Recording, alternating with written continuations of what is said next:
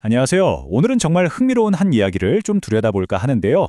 바로 눈에 보이는 현실, 그리고 보이지 않는 약속, 이 둘 사이의 팽팽한 긴장감을 다루는 이야기입니다. 자, 그럼 오늘 이야기가 어떻게 흘러갈지 한번 볼까요? 먼저 우리는 왜 그렇게 증거를 찾을까? 이 질문부터 시작해 볼 거고요. 그리고 나서는 정말 극과 극의 상황에 놓인 두 인물이 등장하는데 그들의 믿음을 비교해 볼 겁니다. 마지막으로 이 모든 걸 하나로 묶는 정말 깜짝 놀랄 만한 결론까지 함께 따라가 보시죠. 자, 그럼 첫 번째 주제부터 시작해 볼까요? 이건 사실 우리 모두의 이야기일 수 있어요.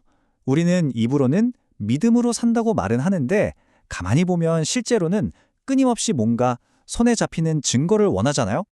바로 이 질문이 오늘 우리가 파고들 이야기의 가장 핵심적인 부분입니다.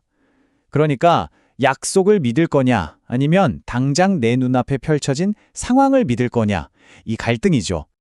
오늘 우리가 함께 읽어볼 마태복음 8장 본문이 바로 이 갈등을 아주 깊이 있게 다루고 있는데요. 재밌는 건 이걸 보여주기 위해서 정말 완전히 정반대의 삶을 사는 두 사람을 딱 등장시킨다는 거예요. 자, 그럼 이야기의 첫 번째 주인공을 만나보겠습니다. 바로 나병 환자예요. 당시 사회를 생각해보면 이 사람은 정말 아무것도 가진 게 없는 가장 낮은 곳에 있는 존재였거든요. 그의 믿음이 우리에게 뭘 보여주는지 한번 자세히 들여다보죠. 이야기가 이 두 사람을 일부러 나란히 놓고 비교하는 방식이 정말 흥미롭지 않나요? 한쪽은 아무 힘도 없고 다른 한쪽은 어마어마한 권력을 가졌죠. 완전히 다른 세계에 사는 사람들 같은데 이야기가 진행되면서 아주 예상치 못한 공통점이 드러나게 됩니다. 여기서 우리가 꼭 짚고 넘어가야 할 게 있어요. 당시의 나병은 그냥 병이 아니었습니다. 그 사람을 종교적으로, 사회적으로 완전히 죽은 사람 취급하는 그런 낙인이었거든요. 그러니까 이 나병 환자가 누군가에게 다가가는 행동 자체가 당시의 모든 규칙을 깨부수는 정말 대단한 믿음의 행동이었다는 거죠. 그리고 이 나병 환자가 한 말을 보세요. 주님, 원하시면 저를 깨끗하게 하실 수 있습니다. 이게 정말 대단한 고백인 게 고쳐주세요 하고 떼쓰는 게 아니잖아요. 예수님께는 그럴 능력이 있다는 것, 그리고 그분은 선한 뜻을 가지고 계시다는 것, 이 두 가지를 완벽하게 믿고 모든 걸 맡기는 거예요. 여기서 정말 놀라운 역전이 일어납니다. 세상의 방식은 뭐죠? 네가 먼저 깨끗해져야 우리한테 올 수 있어, 이거잖아요. 그런데 복음의 메시지는 정반대예요. 일단 와라, 그러면 깨끗해질 것이다. 나병 환자의 부정한 힘이 예수님을 더럽히는 게 아니라 오히려 예수님의 거룩한 힘이 그 부정함을 완전히 이겨버리는 거죠. 자, 이렇게 사회의 가장 낮은 곳에 있던 사람의 믿음을 봤으니까 이제는 정반대편으로 한번 가보겠습니다. 모든 걸 다 가진 남자, 당시 권력과 권위의 끝판왕이라고 할 수 있는 로마의 백부장 이야기입니다. 과연 그의 믿음은 나병 환자의 믿음과 어떻게 다르고 또 어떻게 같을까요? 그런데 이 백부장을 보세요. 그렇게 높은 지위에 있는 사람인데도 주님, 저는 주님을 제 집에 모실 자격이 없습니다 라고 말합니다. 이게 정말 충격적인 자기인식이고 겸손함인 거죠. 자기가 뭘 구하는지, 그리고 그 앞에서 자기가 얼마나 부족한 존재인지를 정확히 알고 있었던 거예요. 자, 바로 이 지점이 이 이야기의 하이라이트입니다. 백부장은 예수님의 말씀을 그냥 위로의 말이나 좋은 제안 정도로 생각한 게 아니에요. 시공간을 그냥 뛰어넘어서 즉시 효력을 발휘하는 절대적인 명령으로 이해했다는 겁니다. 이 백부장의 논리를 한번 따라가 볼까요? 그는 이렇게 생각한 거예요. 나도 상관 밑에 있고 내 밑에도 부하들이 있다. 내가 부하에게 명령하면 걔들은 그냥 그대로 따른다. 토를 달지 않는다. 아, 그렇다면 예수님의 말씀은 질병 같은 것들에 향한 절대적인 명령이구나. 말씀만 하시면 그냥 그대로 되겠구나 하고 깨달은 거죠. 자기 삶의 권위 체계를 통해서 더 높은 차원의 권위를 이해한 겁니다.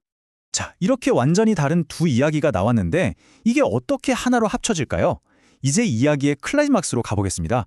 여기서 예수님은 믿음이라는 것, 그리고 누가 진짜 우리 편인가 하는 소속감에 대한 당시 사람들의 생각을 완전히 뒤집어 엎는 정말 놀라운 선언을 하십니다. 예수님께서 이 백부장의 믿음을 보시고 깜짝 놀라시면서 이렇게 말씀하시죠. 내가 이스라엘 사람 중에서도 이만한 믿음을 본 적이 없다. 이 놀라움의 표현은요, 그냥 감탄이 아니에요. 그 자리에 있던 모든 사람에게 진짜 믿음이 뭔지 봐라 하고 공개적으로 가르쳐 주시는 아주 극적인 순간인 거죠. 그리고 이 선언은 정말 혁명적인 반전으로 이어집니다. 하나님 나라의 멤버가 되는 조건이 뭐냐? 그건 혈통도 아니고 종교적인 배경도 아니고 사회적인 지위도 아니라는 거예요. 오직 필요한 건 단순하지만 강력한 믿음 하나뿐이라는 선언이니까요. 자, 우리는 지금까지 사회의 가장 밑바닥에 있던 사람과 가장 꼭대기에 있던 사람의 이야기를 봤습니다. 겉으로 보기엔 정말 아무런 공통점이 없어 보이잖아요?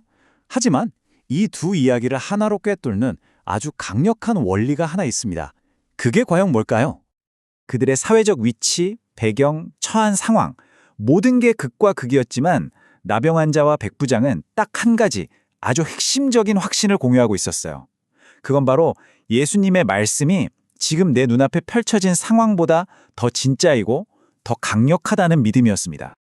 그러니까 이 본문이 칭찬하는 믿음이라는 건요, 우리가 뭔가 잘해서 얻어내는 공로나 자격 같은 게 아니에요. 그저 은혜를 받기 위해 내미는 빈손과 같다는 거죠. 다른 어떤 것도 필요 없고 오직 말씀 하나만으로 충분하다는 확신, 바로 그겁니다. 결국 이 이야기가 우리에게 보여주는 건 바로 이것 같아요. 우리의 상황, 우리의 감정은 계속해서 변하고 우리를 흔들잖아요. 하지만 이 모든 불안함 속에서 말씀에 담긴 약속만큼은 절대로 흔들리지 않는 유일한 반석이 되어준다는 겁니다. 자, 오늘 이 고대의 이야기가 던지는 핵심 질문을 이제 우리 자신에게 한번 던져보면서 마무리할까 합니다. 만약 약속의 말씀과 여러분의 현실이 정면으로 부딪힌다면 여러분은 어느 쪽을 진짜라고 믿으시겠습니까?